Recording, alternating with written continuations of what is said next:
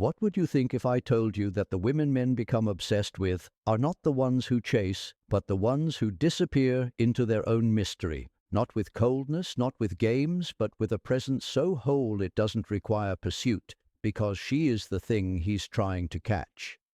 Carl Jung would say she is the embodiment of the anima, the unconscious feminine within the masculine psyche, not the real woman, but the projection she activates in him.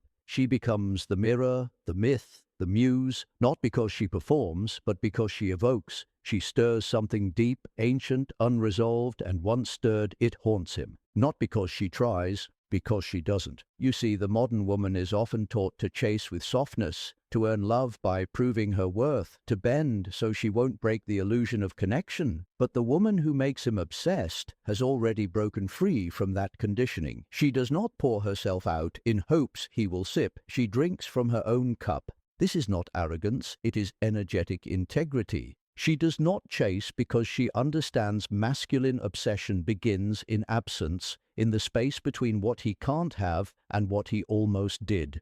It's the mystery that ignites his longing, the unavailability that magnifies her value, the silence that echoes louder than any word. But her silence is not empty, it is full of self. She's not waiting, she's not watching, she's living, fully, intentionally, without performance. And that is what hooks him, because while other women are orbiting around him, she has become her own center of gravity. That shift in dynamic is everything. When a man senses he's not the source of her emotional weather, when her joy doesn't spike because he texted, when her soul doesn't dim because he didn't, he starts to lose control of the narrative. And that disorientation awakens something primal, a need to reclaim what slipped through his fingers. But the truth is, she was never his to begin with. She belongs to herself. That's what makes her unforgettable. She doesn't remind him of what he had. She reminds him of what he missed, of the version of himself he could have been had he risen to meet her. And that regret is the soil in which obsession grows. Because obsession isn't always about love. It's about lack. Lack of control, lack of closure, lack of access. And the woman who understands this does not weaponize it. She honors it. She allows the space. She trusts the silence, because she knows what most women never learn. You do not need to chase a man into clarity. You become the clarity, and let him chase himself through the chaos she leaves behind. She doesn't need to remind him what she brings. He remembers it in the quiet, in the hollow of every moment when he reaches for his phone and hesitates. In the pause between distractions, where other women's attention feels weightless by comparison. In the flash of memory, her voice, her stillness, her energy that lingered without asking to stay. This is not manipulation. It is magnetism. The woman he can't stop thinking about is not the loudest. She is not the most available. She is not the one who performs hunger dressed as affection. She is the one who mastered detachment without losing her softness. Carl Jung spoke of the anima as a bridge, the portal through which a man meets his own soul, and that is what she becomes, not because she is trying to be his teacher, but because she is herself, fully, relentlessly, without apology. And in a world where women are trained to adapt, to bend, to please, her refusal to conform feels like resistance. But it's not. It's return. Return to essence, to dignity, to energy that does not leak or seek, and that's what draws him in. Because at first, he doesn't understand why she doesn't chase. His ego may interpret it as arrogance. His wounds may call it rejection, but his soul, the part of him that remembers truth, aches for her. It aches because she is not a reflection of what he wants. She is a reflection of what he lacks. This is why he cannot stop thinking about her. Not because she gave him everything, but because she didn't. She didn't fill the void for him. She didn't perform the role. She didn't adjust her frequency to match his inconsistency.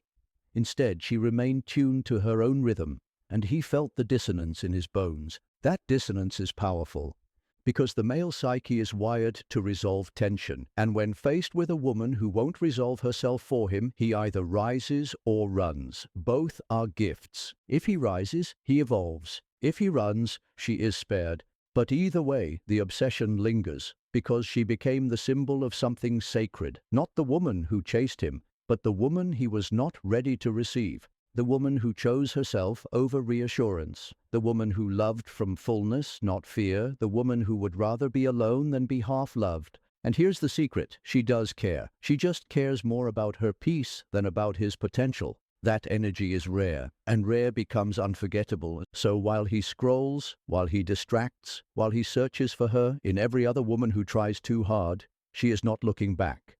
She is building, becoming, blooming in silence, and that silence speaks to him louder than any confession ever could. Obsession is not born from presence, it's born from absence with meaning, and she knows this, not intellectually, but instinctively. She understands the rhythm of emotional magnetism, that pulling back is not withholding, it's honoring. That stillness is not emptiness, it's power. That mystery is not manipulation, it's preservation. She has no desire to be consumed. She wants to be understood. But here's where most women lose their power. They fill the space. They explain. They chase. They clarify their boundaries to people who never planned to respect them. They soften their voice to avoid being called too much. They give more, hoping that giving will make him stay. But the woman he obsesses over, she doesn't give what's not earned. She doesn't explain what's already clear. She doesn't beg a man to stay who was only meant to wake her up. Because she has been through that cycle before. She's loved without being loved in return. She's opened her soul to men who only wanted her body. She's waited on half-hearted promises, hoping one day he'd realize she was the one. And then, one day, she realized she was the one she was waiting for. That's the pivot. That's when everything changes. Because the moment a woman stops begging to be chosen, she becomes magnetic. Not because she hardened, but because she healed. She started loving herself the way she begged others to. She started listening to the intuition she used to silence. She started honoring her no even when it hurt. And slowly she began to trust the mirror, the one that told her she was never hard to love. She was just offering love to people who didn't know how to hold it. Now she's no longer available for emotional breadcrumbs. She no longer flirts with potential. She no longer tolerates uncertainty dressed as charm. Her energy is no longer accessible to those who drain it. And that shift, he feels it, even if he doesn't know why, even if he can't explain it. He knows something's changed. She's not chasing. She's not proving. She's not orbiting around his inconsistency. She's not even reacting.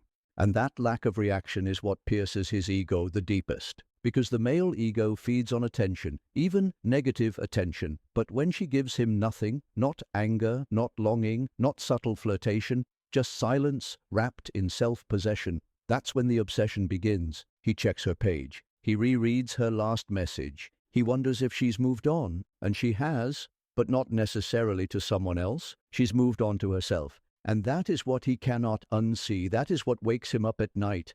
Not her body, not her words, but her absence, her freedom, the fact that she loved him and still walked away, not to punish, but to preserve her peace. Because the woman who understands Carl Jung's forbidden psychology doesn't chase. She awakens. And once awakened, she is no longer his to reach. She becomes the lesson he wasn't ready to learn. Not out of cruelty, but because her growth demanded departure, because staying would have required her to shrink, and she has done that before, made herself smaller, quieter, more palatable, all to be loved by men who only knew how to crave what they could control. But not anymore. Now she understands the paradox of desire, that the more a woman roots herself in her own worth, the more irresistible she becomes. Not because she's trying to be desired, but because she's no longer trying at all. There's a different kind of gravity in a woman who doesn't need to be chased. She is still, she is sovereign, she is whole. Carl Jung would call her a woman in the process of individuation, not defined by collective expectations, but shaped by her inner truth. She's no longer seeking herself in the eyes of a man. She has retrieved the parts of her she once gave away just to be seen, and now her energy no longer reaches outward in hunger.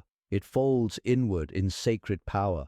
And he feels it, even if she's blocked him, even if years have passed, even if he pretends she never mattered. His body remembers, his psyche remembers, because obsession doesn't come from being loved. It comes from losing access to the source of your projection. She no longer plays the anima he once cast her as. She no longer dances inside his fantasy. She is not the echo of his mother wound. She is not the reflection of his ego. She is herself. And there is no greater disruption to a man's unconscious than a woman who no longer exists for his validation. That's what makes him spiral. That's what keeps her memory alive in his bloodstream. The understanding that she doesn't need to return. She doesn't need closure. She doesn't need him to recognize her worth in order to feel it. She became the woman who left. Not because she stopped loving, but because she started listening to her nervous system, to her intuition, and to the voice inside that said, "It's not love if I have to beg for it." And now she walks differently, not faster, not louder, but with the kind of grace that says, "I'm not looking back," because she's not trying to make him regret. She's not trying to be missed. She's not trying to be anything for anyone anymore. She's just being, and that being is her power. She doesn't manipulate, she doesn't provoke, she doesn't punish. She simply lives in alignment and lets the universe do the rest. And in that alignment, she becomes the ache in his chest. The woman who didn't flinch, the woman who didn't chase, the woman who knew her worth and walked like it. He may never say it out loud, but he will remember her, always. Because the woman who makes him obsessed is the woman who chose herself. The woman who knows her worth doesn't chase, she chooses.